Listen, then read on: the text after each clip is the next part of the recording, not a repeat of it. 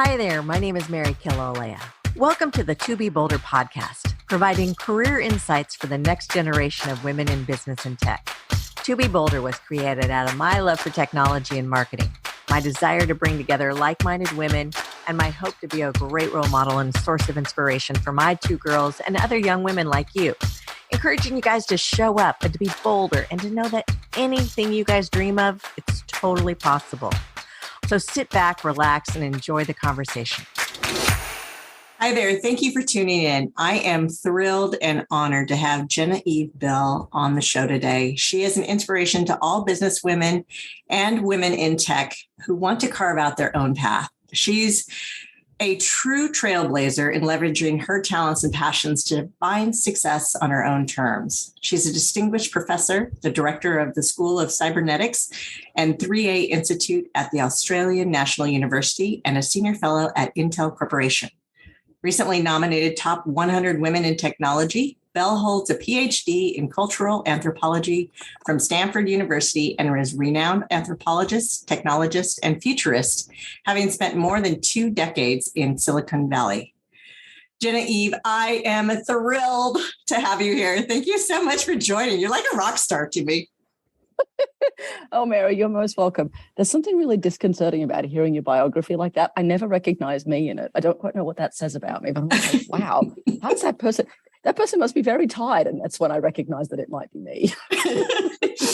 Okay, so your career really does fascinate me. You got your PhD from Stanford in anthropology. By definition, anthropology is the study of what makes us human. How did you leverage that background to go on to bring together social science, design, computing, engineering research to create the future of AI technology? I mean, that is enormous. There's a couple of different answers to that. There's a really straightforward answer, which is a silly one in some ways. That is that when I finished my PhD at Stanford, I was on the faculty there and I met a man in a bar and he changed my life. That story, I was not expecting that. And dear listeners, that story did not go where you think, because ultimately the man in the bar introduced me to people at Intel, and as a result, I landed a job. And I landed a job because his question was, what do you do? I said, well, I'm an anthropologist. He said, what's that? I said, well, I study people. He said, why? Because they're really interesting. Well, what do you do with that? I'm like, I'm a professor. And he's like, couldn't you do more? And I thought, what an extraordinarily rude thing to say to me. Because like being a professor as an anthropologist was about as good as it was ever going to get, as far as I kind of could conceive. And ultimately, he and his colleagues started to show me other things that I could do with my training and my discipline and with the things that I cared about. And Intel came calling and I said no to them because I couldn't reframe my imagination of what I was good at enough to think that I would be valuable there. And then one day the closest kind of secular girls like me get to epiphanies, where I woke up in the middle of the night in California and realized that my mom had raised me to believe you were kind of morally obligated to put your life into service. You had a moral obligation to make the world a better place through your labor. And I knew I was doing that at Stanford, but I hadn't been able to see a way to do that at Intel. And I think in that moment of clarity in the middle of the night, I realized that companies like Intel were building the future. And if they were building the future, they needed people like me in them, even if there hadn't been a long history of that being true. And so I quit Stanford, I quit a tenure-track job, I moved to Oregon where I had never lived, and I joined Intel. So one short answer is I met a man in a bar. A longer answer about, how did I keep that job and the jobs that followed is that I've always believed in the notion of a productive discomfort. I like being able to put myself in places where I get to learn. And I have been extraordinarily fortunate that the places I put myself to learn were full of people who understood the idea of an apprenticeship, were willing to have, someone ask them questions that must have seemed utterly ludicrous to them, and were willing to come on a learning journey with me. So I think, man in bar is one answer. Second answer is I've always oriented to roles and opportunities that pushed me outside of my comfort zone because I thought those were opportunities to learn and grow and not ossify. And then I think the last piece of the puzzle is that same mother who raised me to have a kind of a very clear sense of the moral obligation. She also raised my brother and I to be constantly curious. So whenever we were traveling, which we did a little bit of when I was a kid, at the end of every day, she'd ask my brother and I, what surprised you today? And what she was doing when we were little kids was training us to recognize that feeling when something didn't look the way you expected it to, and to be able to hone in on that and work out why, and use it as an opportunity to say, so maybe something you thought about the world that you thought was true is actually just what you think. And so here's an opportunity to test that and kind of grow.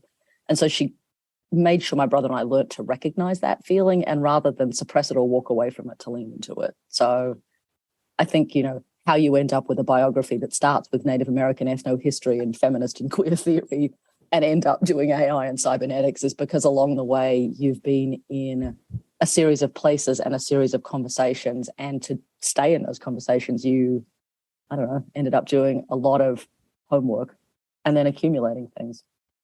That's beautiful. And I'm sure along the way, there's those little voices in your head that tend to whisper self-doubt in that. How do you quiet the little voices in your head that try to hold you back? I know you said it was one way, the way you were raised, and curiosity, but is it a muscle you practice? I mean, there's what tips do you have? Yes. I'm sure, like many people, there's a looking inside of me, the person that says, that biography that Mary just read, that can't possibly be you. Like, really? And I think part of it is learning that that's a reflex, right? That at least for me, that's a reflex where I feel I'm not worthy of those things. And I worry that I don't deserve them and I'm not good enough. And I think lots of people feel those feelings, right? For me, one of the things I have consciously taken to practicing over probably about the last, 10 years now, is I set aside time every year to catch up with myself. And I know that sounds crazy, but I set aside a little bit of time where what I try and do is, and my way of doing that is to attempt to write down in a place I can't walk away from, so it's on the page, what I have done in the previous year in a format that makes me realize what I've accomplished. And so for me, that over the last many years has been either updating my LinkedIn page, updating my resume, because I'm in a university setting now, I had to make a curriculum vitae, horrifying, and updating that. And part of that's just practice, because I've usually done a terribly undisciplined job over the year of writing down all the places I was. So I have to spend a day going, where did I give that talk? Like, was I on the radio doing that thing? Did that thing finally get published? And pulling them all together gives me a sense of the scope of the year. And then I also think there's a bit about sitting with it. Because one of the things I started to realize was that at the points in my life where my imagining of myself, which is frequently at about 14 years old, looking incredibly dorky because I was much taller than all my peers. I never grew again. But at 14, I was the tallest of the girls and the tallest of the boys. And I was all legs and books and words. And I was incredibly nerdy and geeky. And I was really shy. And I didn't fit in. And I was a terrible athlete in a country that really prizes that stuff. And I had red hair and I burnt in a country that prizes neither of those things. And I just knew I didn't fit in. I was acutely conscious of it at 14. And in my brain, that little girl is still there a lot. And I know when I haven't worked out that I'm not her anymore, I tend to not be as good to myself and others. So one of my really wonderful, dear colleagues was with me about 10 years ago, and I'd given a talk in public. And you come off a stage and you are flushed with adrenaline and you can be intensely, delightfully self-critical. It's amazing. You can just find every flaw down to things that are completely bonkers. And I was busily in that, little spin. And this younger woman came up to me and wanted to tell me that something I'd said really inspired her. And my response was to tell her the 15 things I'd just done really badly on stage. And her face fell and she kind of went away. And my colleague looked at me and said, what the hell is wrong with you? It's like, that is so extraordinarily rude. And I was like, I was just being honest. And he said to me, she summoned up all of her courage to tell you something you said moved her, and you shut her down and made her feel invalid by telling her why the thing she thought was moving was wrong and bad. And he said, you have to learn not to do that. And it was such a powerful intervention in that moment in time, because the last thing you want to do is make someone who's summoned up their courage to say something feel that they shouldn't. And I took that moment and thought, why am I doing that? What's that about? And how do I learn to sit a little bit more comfortably with the way other people see me?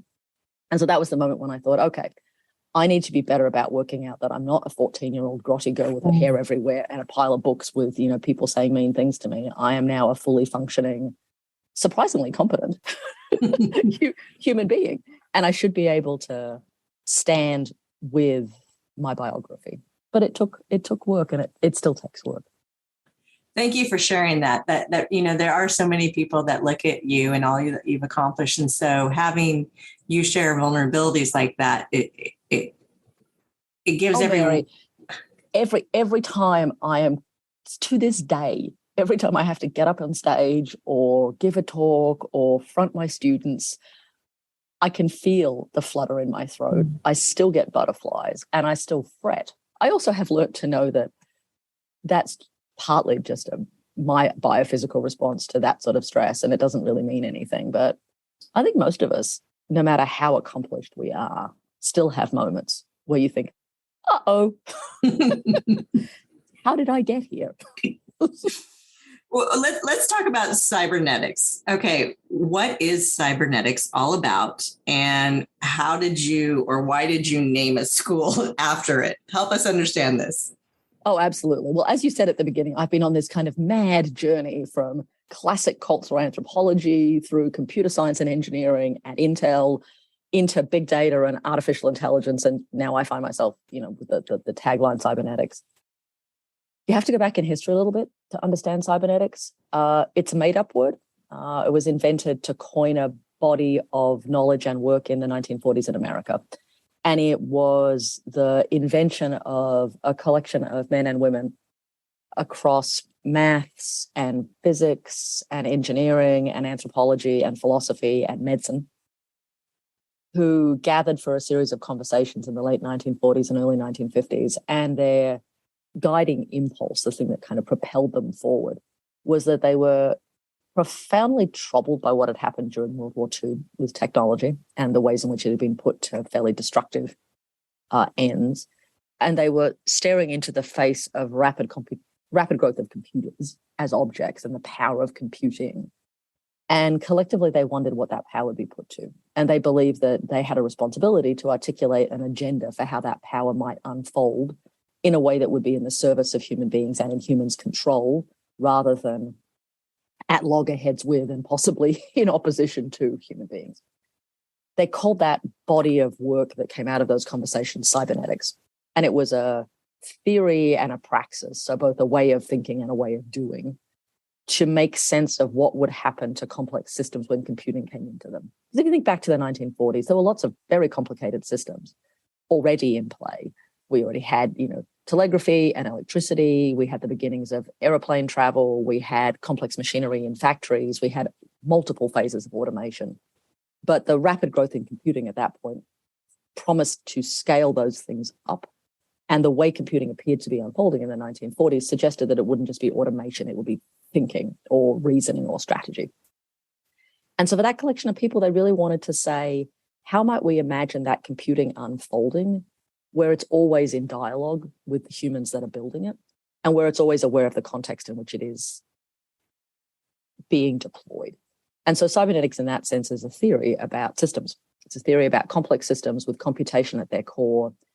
As a theory, it's particularly preoccupied with notions of feedback. So how does a system run where the output of the system is its future input? It's interested in notions about circular causality. So how are pieces of the system reacting to other pieces of the system? And if you change one piece, you inevitably change everything else. Now, anyone who's been at Intel over the many years will recognize this sounds remarkably like how we build things, because we are, frankly, in some ways, a systems engineering company. And so for me, I started going, I recognize these conversations. These aren't just abstract to me. These are things I had lived. And then as a way of doing things, cybernetics also encouraged radical interdisciplinarity. It had many voices in the room. It was acutely tuned into the fact that when you have many voices in the room and they come from lots of different places, i.e. they are diverse, they tend not to immediately all agree with each other. And they have a really hard time working out if they're talking about the same things. Because economists have a very different worldview to anthropologists, to philosophers, to physicists. And so one of the things that cybernetics was particularly good at articulating was this notion of productive discomfort, that you needed to create a space where ideas could bang up against each other so that you could produce something new, not just so that you'd have a fight. And so as I was thinking about how to respond to the call of the president of my university here, who said, Genevieve, I think this thing you're doing requires a new school. I was like, I'm sure it doesn't. It's like, no, that's not my plan. Nope, not a good academic. Don't want to school. Oh, God, here we go. I thought, well, how do we describe the thing we're doing here? Because we were really interested in complex systems. We were interested in artificial intelligence inside complex systems. We were really interested in the piece about how do you build critical thinkers and critical doers. And I looked at the word cybernetics and I thought, there is a word that was the wellspring of a whole lot of stuff in the first half of the 20th century. Not only does systems engineering flow from it, so does artificial intelligence. The people who built the internet and the web are descendants of the original cyberneticians, as are all of our friends in computer graphics, as is design thinking. In fact, frankly, scratch any biography of anyone interested in the second half of the 20th century. I will show you cybernetics. I can get from, David Bowie, through to a few other people kind of go, oh, look, here it all is. But it was a term in the second half of the 20th century that no one did very much with. It kind of lurked in science fiction. So if you're my vintage, you vaguely remember it sitting inside the Terminator movies. If you grew up with any kind of fetish of British science fiction, you will vaguely remember it turning up in everything of Douglas Adams, think the Serious Cybernetics Company and Prescient Lifts and Marvin the Paranoid Android all flow from that, right? So it's a word that has been lurking out there, but it hasn't been animated for a while. And so as my colleagues and I were working out how to start a new school, we thought, well, there's a term that feels like it has room for us in all of our pointy-elbowed sort of interdisciplinary mix and our endless desire to make the world a better place. And so we thought, well, if we're going to build the first new school this university has had in 40 years, the first new school in cybernetics in the Southern Hemisphere, and probably about the same, and I reckon the only one ever run by a woman, anthropologist, we should just lean in. And so here we are as the School of Cybernetics. Amazing. So many questions I could spawn off of that, but I want to keep us on track. Oh my God. Okay. So let's talk about UK. You worked for Intel for 17 years. And then 5 years ago, you shifted to academia to lead and build the new branch of engineering to take AI safely, sustainably, and responsibly to scale into the 21st century, which I think is so admirable because so many people are scared of AI, thinking it's going to overtake the world and eliminate a lot of people, a lot of jobs. But I love the fact that you are representing the humanistic care and investment into it. How do you even begin to counter AI theory or technology, but bring in that human element to it? It's such a good question, Mary. I suspect you have to start by honoring the anxiety and the ambivalence. One of the ways we frequently behave is that we make people feel bad that they're seduced by stories that say technology is dangerous. We make them feel like they are naive and foolish. And the reality is, in the West at least, and I would arguably more broadly than that, we have a pretty checkered past with large technical systems over the last 150 years. And if you thought, the arc of the technology adoption goes, yay, it'll change everything, it's going to be great. And then, oh, hell, it changed everything and did really bad stuff, to the, I'm just going to open the fridge. That kind of arc, right? And somewhere along the way, a whole lot of things happened that we didn't anticipate. And whether it was changes in business models, refactoring how people did their jobs, changing who got to be employed and who didn't, changing our ideas about time and space, sometimes resulting in the loss of life at scale. Technology has hardly been, at a human level, an easy road. And so when people manifest ambivalence and we tell them they're being naive or anti-technology, I think we don't do ourselves any services, because the reality is, as human beings, we have lived through, most of us, in fact, at any age, we have lived through at least one major technological shift that had manifestly large consequences that took a while for us to work through. So I think you have to start by honoring the ambivalence and the anxiety and not telling people they're silly. I think you also need to understand, and again, this is particularly in the West, we have hundreds of years of not just history, but stories we tell that leave us primed to be concerned. So we are the children of the stories of Frankenstein, a book written over 200 years ago about a monster made real by technology determined to destroy its maker. And that story appealed because it built on the story of the golem. It was a story that had many iterations before it and many iterations since it. So when technical systems come along, not only do we have a factual base that says, this isn't always that straightforward. We have a set of socio-technical stories that prime our imaginations to make us want to ask questions. Now, all of that said, we also need to do a better job of educating ourselves about what are the questions we should ask, which isn't, are the robots going to kill us? Because usually I have to say things like, can they climb stairs? Because I'm pretty certain the largest deployment of robots on the planet is still the Roomba, so the robotic vacuum cleaner, and I'm pretty certain they still can't climb stairs. So you are safe, at least from that first version of the robot apocalypse, which is a glib way of saying you need to understand what the affordances of the system are and what it's designed to do. And be mindful about how to ask those questions, right? Is our ambivalence about artificial intelligence an ambivalence about technology, or is it an ambivalence about the business models that are propelling it forward?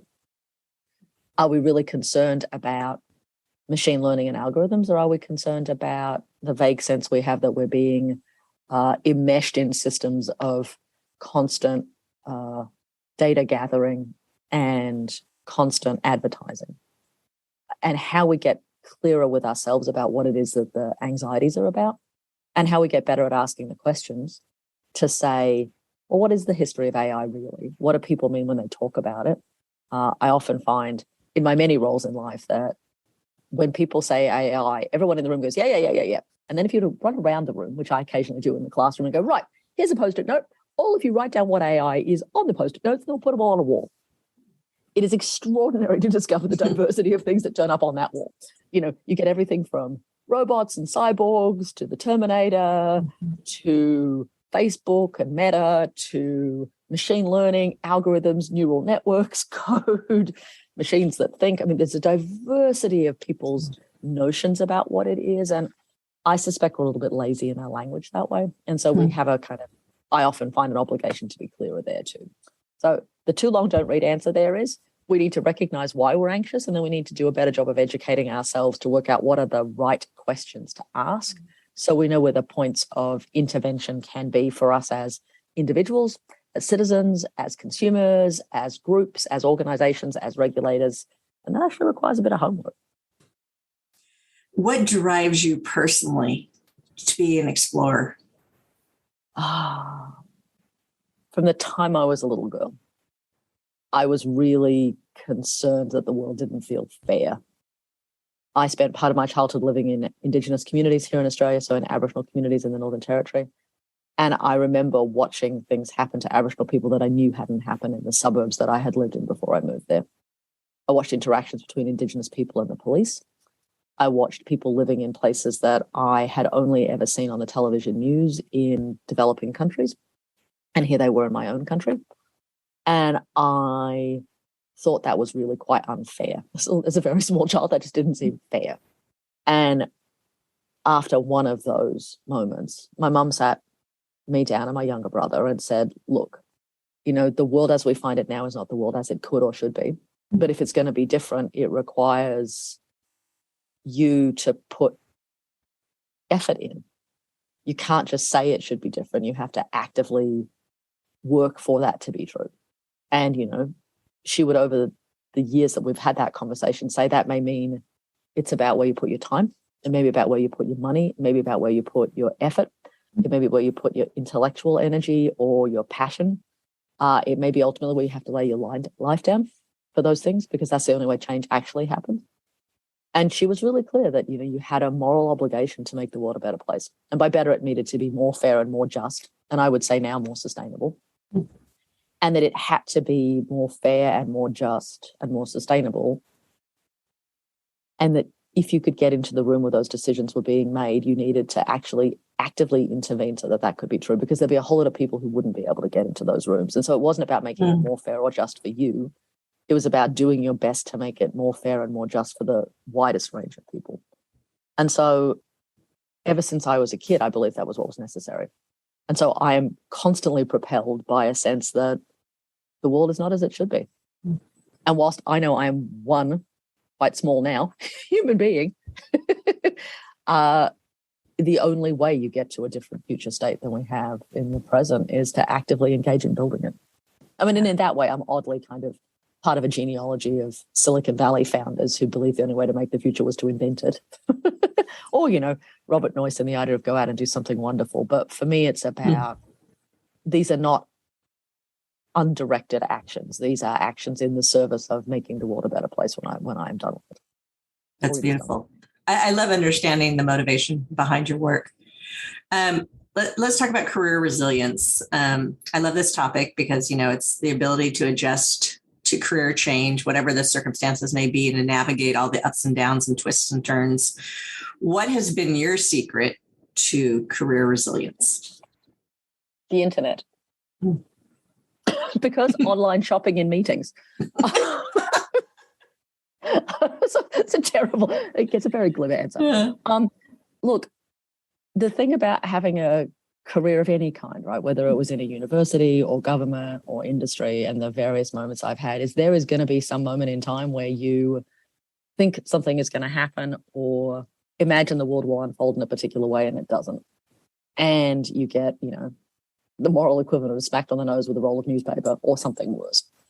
And those moments are incredibly dispiriting. And I am more than capable in those moments of buying shoes on the internet, of watching bad TV on repeat. Several seasons of several shows I've probably seen more times than is necessary, and of a slight affection for dark chocolate. So part of it, now we would call it that self-care. I'm not sure I think of it that way. And listen, I suspect the other bit about resilience is a twofold lesson, which is if you don't advocate for and ask for the things you want to change, they won't happen. And that the people around you won't know that those are the things you want. And in asking for them, it can feel like you are being incredibly exposed and vulnerable. And when you are told no, it can feel like an utter rejection of who you are and what you are. But over the arc of my life, I have come to realize the very worst thing that has ever happened when I have asked for something was I got it, because then I actually had to make true all the things I had said before. But, that also requires a kind of persistence and a kind of bloody-mindedness and a kind of belief that what you are doing is the right thing. And it requires being willing to act in ways that are not always in line with the organization. And then I also think it requires all the other stuff that we know is true, and they're all really banal. I mean, that I'm going to now say to you, Arianna Huffington's notions about sleep are not inaccurate. Water is sometimes useful. Exercise is good. Church, if it works for you.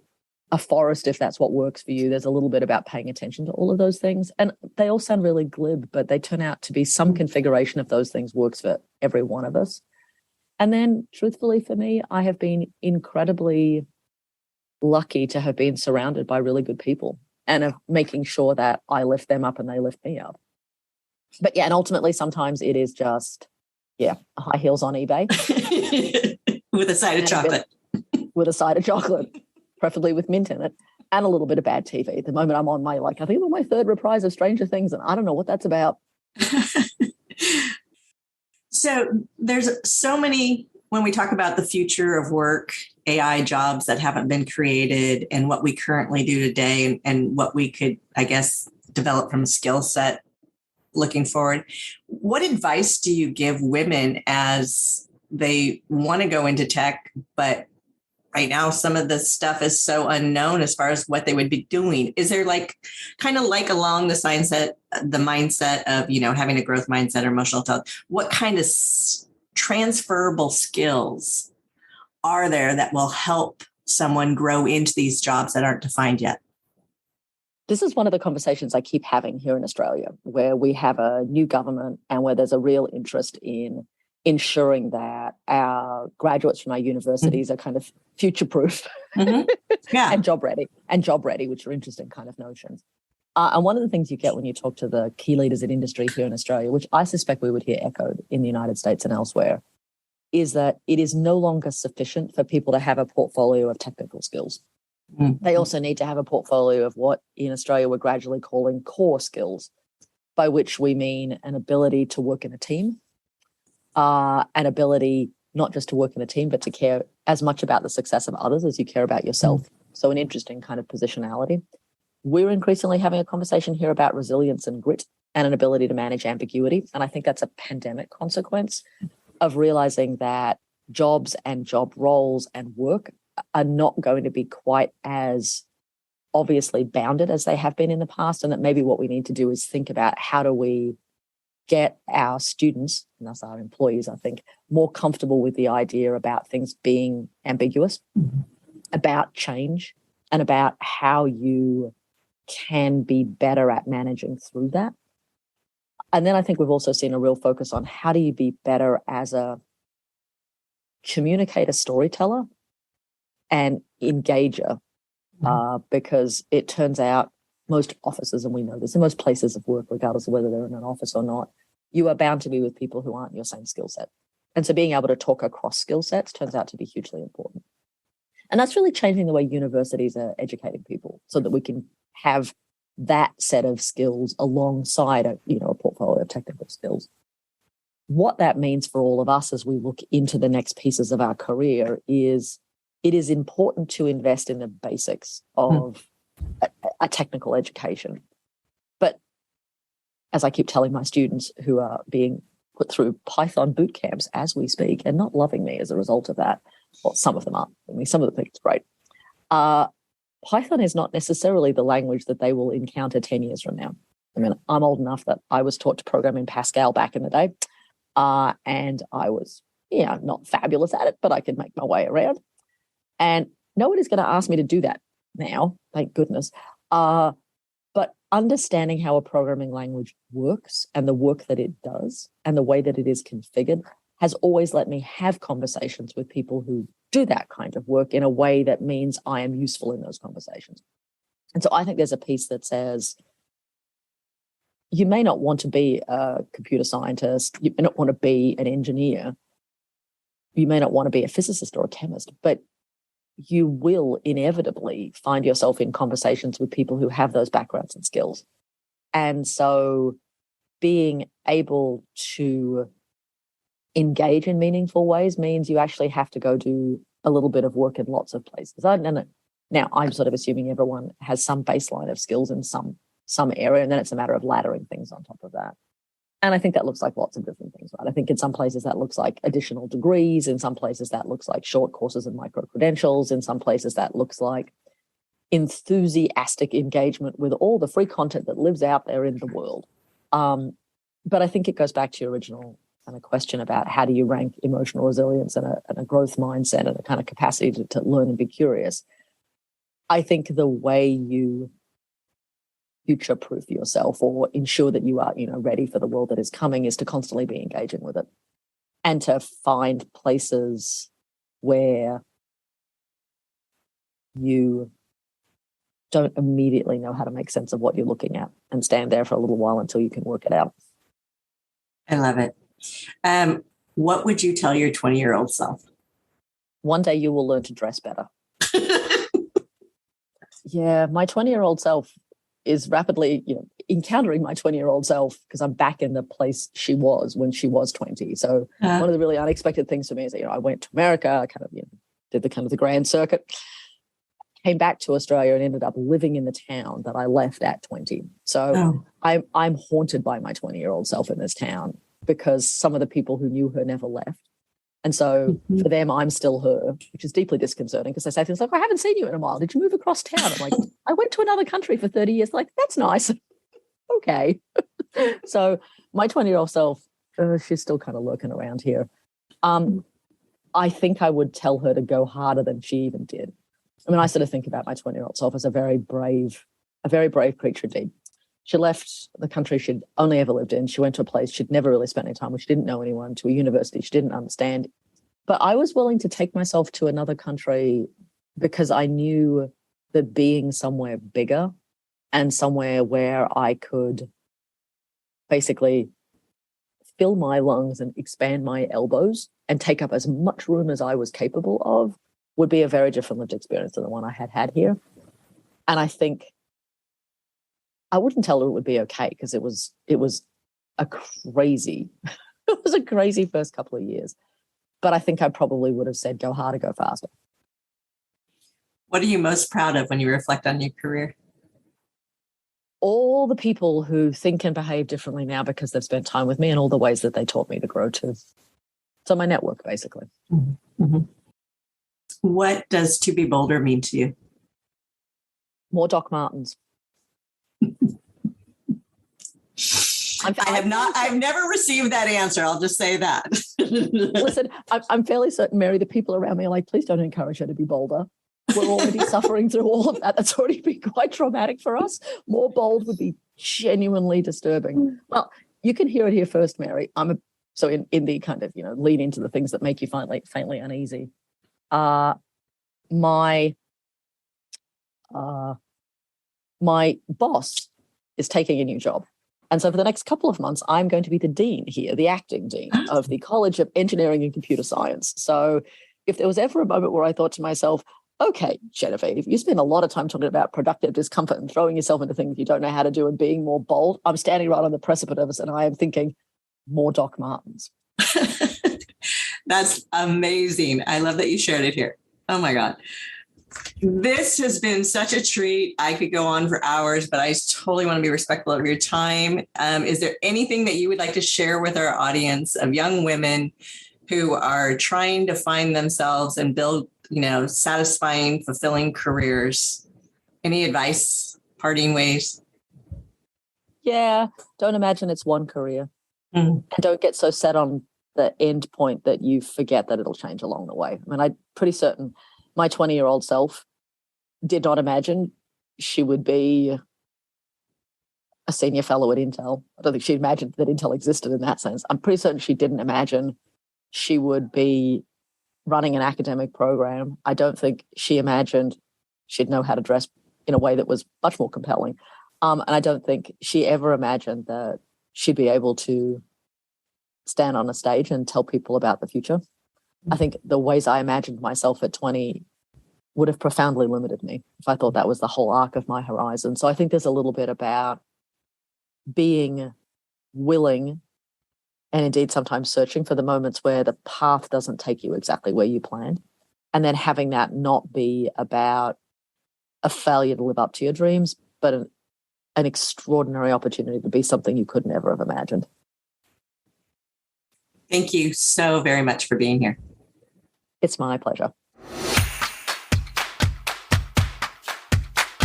Thanks for listening to the episode today. It was really fun chatting with my guest. If you liked our show, please like it and share it with your friends.